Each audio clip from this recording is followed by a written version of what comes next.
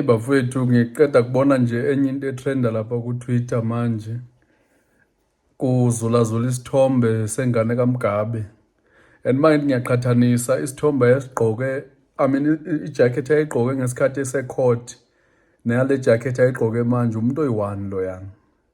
But amaloya akhe umfana asegijima akhipha istatement athi akusuye. But mawuthi uyabukisisa kahle lesithombe lesiyana uye noma kungathiwani. Ngizosifaka lesithombe usibone nawe. Bamshuthe eseshop umfana but uyaphika uthi bathi akusuye mabekhuluma. Ngiyacabanga ukuthi into abazovele bayenze ukuthi bamgijimise already bemfihle ukuthi abuyele eZimbabwe so that afika confirm lapha eZimbabwe ukuthi hayi akusuye. Uyabona kunzima ngempela umuntu ongasazi istory, just ukukuchazela nje uzokhumbula ukuthi laphana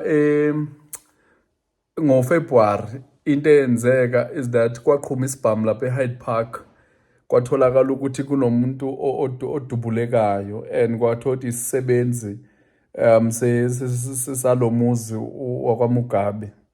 So kwavula icala ke amaphoyisa eza, kwabizwa amaphoyisa, afika amaphoyisa and athi afika amaphoyisa kwaba ukuthi kuboshwa ingane kaMgabe nomunye umfo, angazi noma ikhazini yakhe or ngibani.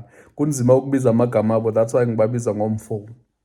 So bafike ecourt, mabefike ecourt bazama ukuconvince lo mfo odubulekile ukuthi makangawulivula icala licime, then bazomnikeza imali. Kushuthi ke wahamba wayithola naleyo mali because mawufunda ama-report kuthiwa wacompensate. But ke besides leyo nto leyo kuyavela nokuthi isikhathi sihamba ke i-court yabe sithola umfana e-guilty, but kushuthi lo mfana wavumelana nalo muntu ababembambe naye because into yathi ngazothi icala lilahlwa kulo kuye kwalo kaMgabe. So i-court yathi kulo kaMgabe kuzomela aphuma phela eSouth Africa because uze ngokungemthetho akanale passport lokuthi angene la South Africa. So waphuma wahamba ke kanjalo, lo munye wasala ke wagwetshwa u3 years yena for ukudubula ukudubiza ukushaya nje isibhamu emini. So amaphoyisa amkhaphe kumfana Mgabe amseke airport and then from there kushuthi wabe uyafly. But amaphoyisa if warithamba uzokhumbula ukuthi awukwazi ukudlula kule scanner laphana if awunamaphepha right. So inoba besudlula yedwa ke waya ngale, but kuyabonakala ukuthi ngenza ukuthi akakhwelanga or wakhwela waphinde wabuya because naku kuphela eshop umuntu ade ezithengela laphana makathi uyabheka hayibo ingane kaMgabe lo noma kuthiwani.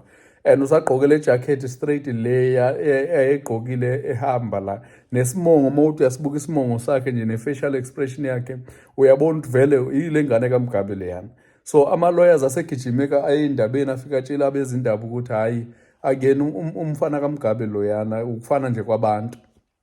But into for sure is that into eyenzakala njengoba sikhuluma nje kusebusuku manje, I'm sure bayagijima nje bawumfihla Samuel abamfihla khona umfana kaMgabe so that akwazi ukuthi avuke ukuthi kusa abe seseZimbabwe. And ngeke sisithole isikhathi sokuthi sikwazi ukuconfirm ukuthi bekase-South Africa ngempela yini, because chances abazomhide because if uyatholakala la South Africa kuzobonakala ukuthi inkinga ikhona enkulu futhi.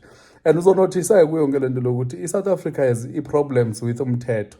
Kuyabonakala ukuthi selula and each and every day sekuyavela, and nami ngizitshelile ukuthi nje angeke ngithule uma ngibona into ezikanje zenzeka so that sikwazi ukubona singama-citizens le nto iyenzeka, sisukume sibe nomsindo, sikwazi uku-challenge ugovernment ukuthi makaqinise umthetho. Because uzokhumbula ukuthi kudala izinto ezinje zenzeka eBhisho, kwafika ama-Arab afika lenda kule airport endala athi ingasasebenzi laphana, bafuna ukuyi-renovate for bona i-aeroplane egcwele abantu abangaphethanga ama-ID abangaphethanga nix. Umbuzo bazokwenzana eSouth Africa kodwa eMiddle East kumnandi kangaka basuke koDubai nakwezaa ndawo bezokhetha iSouth Africa iyodwa. And naseCape Town if uyabheka amavidiyo amaningi hlale kutrend ama-Nigerian. Manje uJordan Lewis imeya yaseCape Town bekenze lento zokusearch endleleni, kwatholakala ukuthi kunemoto ekade idrivelwe eNigeria ade lisidelela la. Le moto yalo ayirejistwanga ezi-Mercedes Benz but i-Mercedes Benz entsha. Uyibiza ngani into enjalo? So kuyabonakala ukuthi la South Africa kwamazenzela abantu bayazenzela lento abayifuna ukuyenza nje kuphela. And if uyakhumbula khona icase la kwatholakala lo bhuti waseRwanda owaye-involved kwi-genocide yokubulawa kwabantu abaseRwanda. And you can imagine ukuhlala nomuntu o-responsible for ukubulala abantu aba-more than 50 eyedwa, uyibiza ngani into enjalo?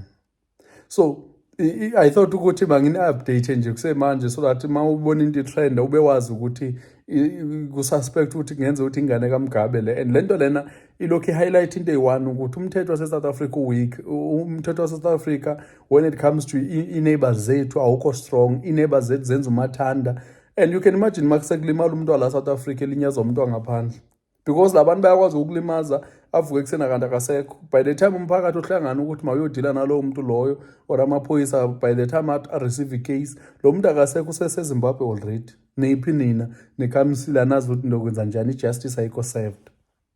So le nto lena ibalulekile ukuthi sike siyiraise nathi as ama-citizens, sikwazi ukuthi sikhulume ne-government ikilungise, because kuyabonakala ukuthi we have a challenge lana yomthetho wethu, especially kuma-border. So ingase i-government ibe ukuthi iza nama-plans, isitshele ukuthi izospenda malini ukuvusa ama-border, and i-border ebhadlela i-border ezoba nogesi, into eshokayo, not i-border nje. If ayichoki kuzomele kube i-wall ende kabi, so that sazi ukuthi umuntu ongene eSouth Africa ngokungemthetho ungene whether through ulwandle or through i-border gate.